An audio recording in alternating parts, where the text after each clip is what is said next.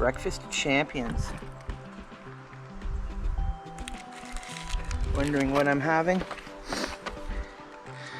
Granola bar, peanut butter. Oh yeah.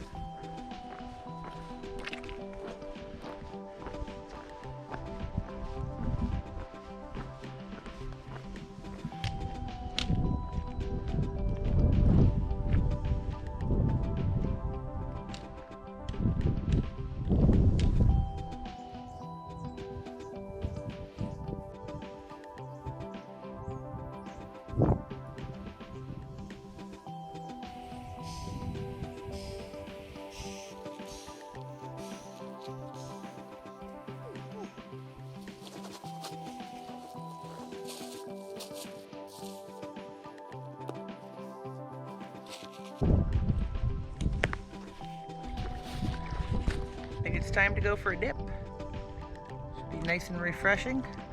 Have an early night tonight because tomorrow I summit Silver Peak. Should be awesome. And gonna get supper going here soon and have a swim to cool down, and hopefully the bugs aren't too bad. Hiked from Shigaug Lake to Boundary Lake today. There was a bit of scrambling here and there, but also some amazing ridge walks. The views were amazing. It was just over 9 kilometers. A little tough, but good, and the ridge walks made it really easy to cover ground quickly. You know, either you get it or you don't. Some people, they'd like to have room service, stay at 5-star hotels, have a fancy car, and rock jewelry that really has no value except what we place on it.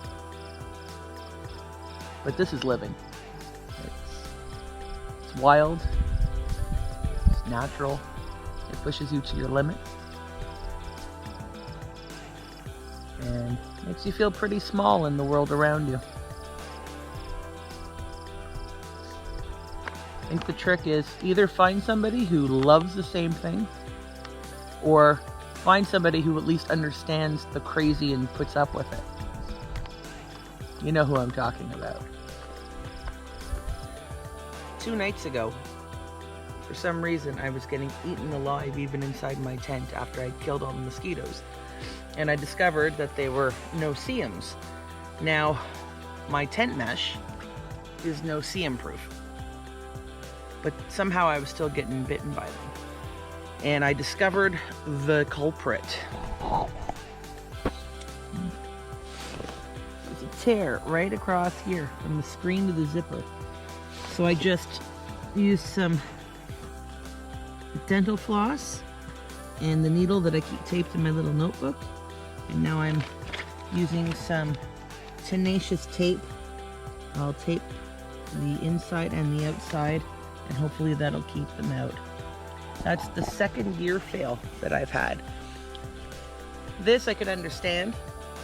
This tent I've probably put over 700 kilometers on, and it has been through some rough terrain and some stealth camping and not in ideal conditions. The other gear fail that I had was on my way to the trailhead. I parked 2 kilometers from the trailhead. So I parked at the end of the trail instead of the beginning. So I don't have to walk far to get to my vehicle. And between where I parked to the trailhead, my new tripod for this GoPro busted. I was so disappointed. So I either have the attachment for my trekking pole, which is right on there, or I have to hold it by hand. But I was pretty disappointed about that. So 2 year fails. The tent is nothing major. That's easy to repair. But don't buy cheap gear on Amazon.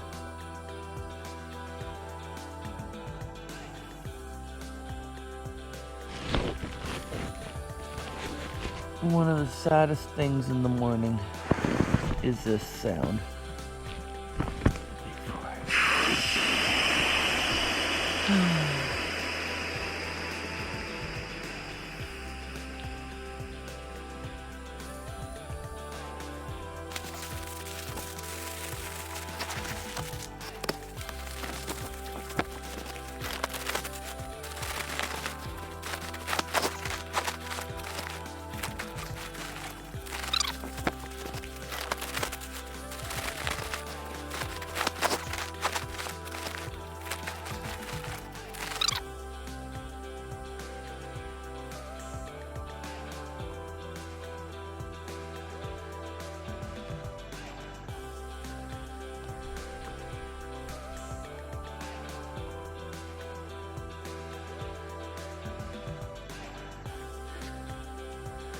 Man, I feel like I'm in Lord of the Rings.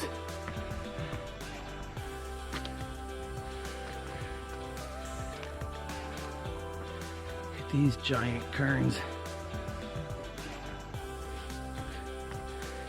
The cairns, not to be confused with a cairn. Cairns build cairns or inuksuks.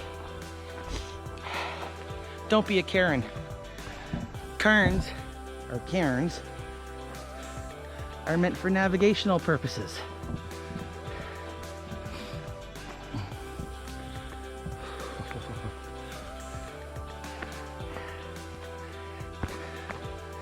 I cannot get enough of this. Look at this!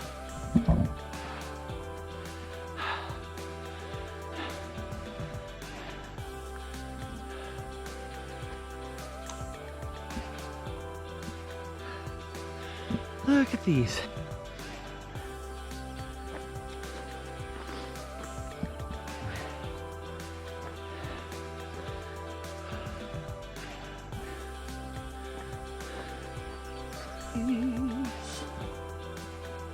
Ooh, perfect. Just a handful of these.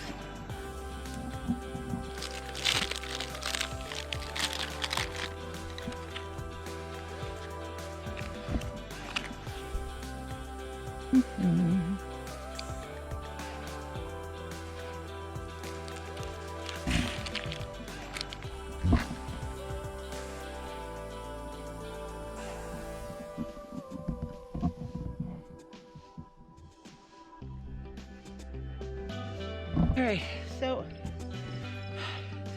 I was just talking a little while ago about cairns. And don't be a Karen and don't build cairns unless it's for navigation. Well, just up the trail a bit there, I knocked over a bunch of little inuksuks that people had made because they were leading me to the left when I needed to do kind of a northeast bearing. Anyway, knocked them down because it's misleading when you're on these peaks trying to find your way. So as you can see here, there's cairns, trail markers, cairns, and the trail marker goes up there. But what do we have here again?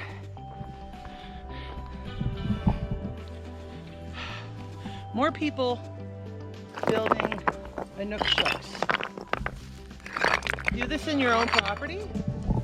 Inuksuks, despite the fact that they're beautiful, in somewhere like this, in the backcountry, some of you may hate me for doing this. But you keep doing that, it's going to get people lost.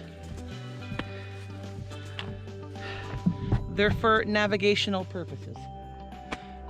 If you want to build the inuksuks and make art, do it in your own property. So some of you might think that I shouldn't have knocked those inuksuks over. But people who build stuff like that, and it's not for navigational purposes, you're being a dick.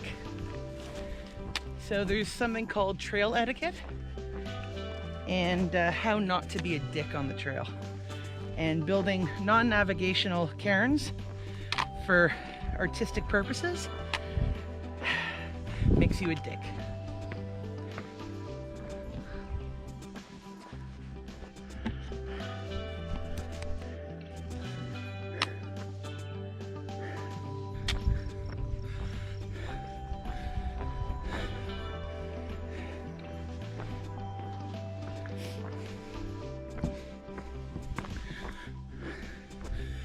Da, da, da, da, da, da, da, da, da, da.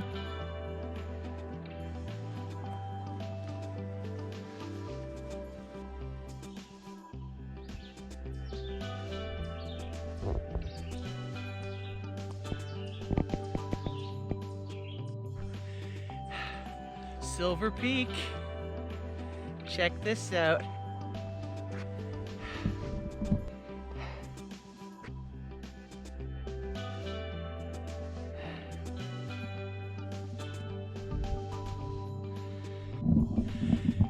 Two and a half kilometer ascent, highest point in the park, worth every second of the lung busting.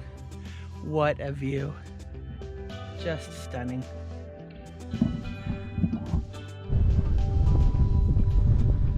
Started the hike out there by George Lake, hiked up to Lumsden Lake, Kirk's Creek, the Three Narrows, all the way around behind that mountain, up in the back there,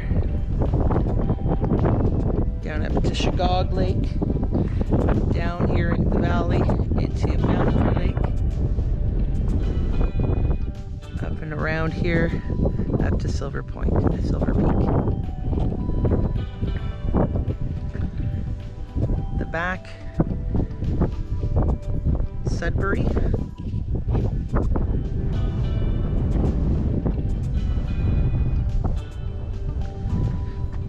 Georgian Bay, and well beyond that, Lake Huron. Further out, that behind there is Manitoulin Island.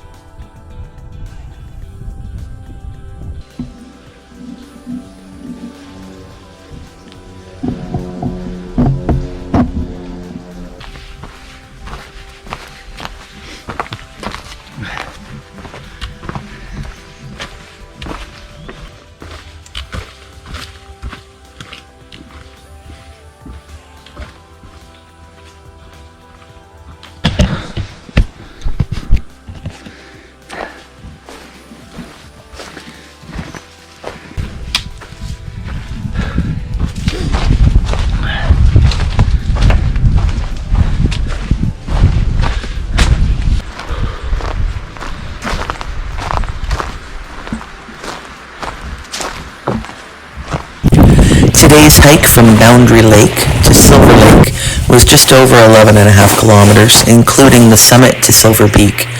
Definitely worth the detour and lung busting for those epic views.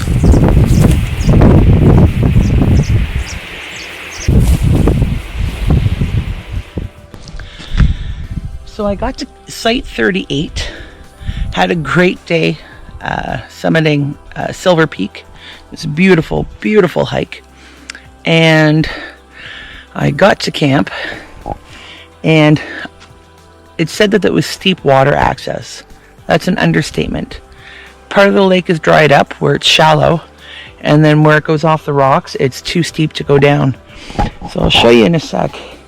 But there's a site, another site on the lake, site 37, and there's a couple there. And I went over to ask if they'd let me get water from their side, and luckily they did. And then they also lent me a platypus for the night. That way I have enough water for the morning as well. And I will drop it off on their trail, their side trail in the morning, because I'll probably leave earlier than they do. But they just saved my butt. Water is essential, but it's a beautiful sight. But when they say steep water access, they're not joking.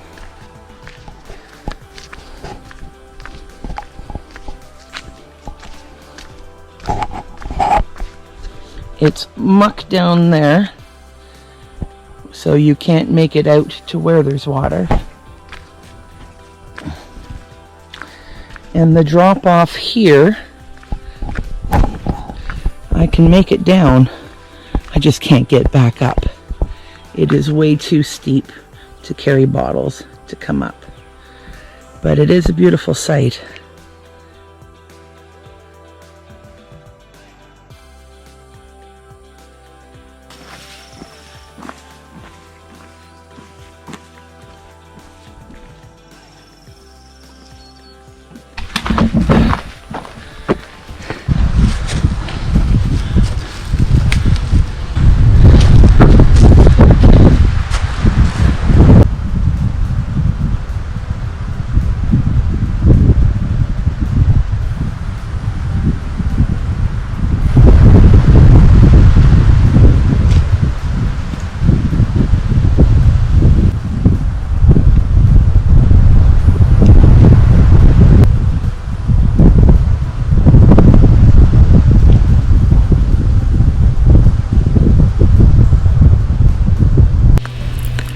Hike today from Silver Lake to Little Superior Lake was just shy of 12 kilometers.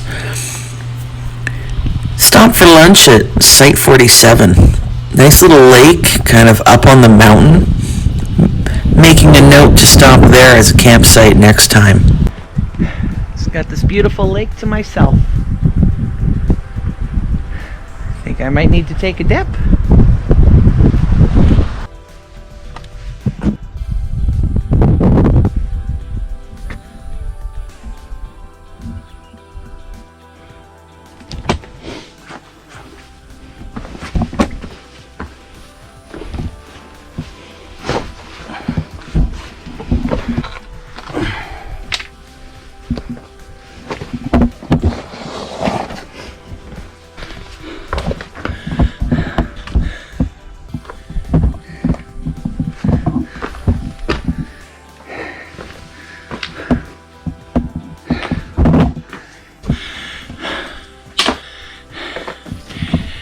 This is not the coolest thing ever.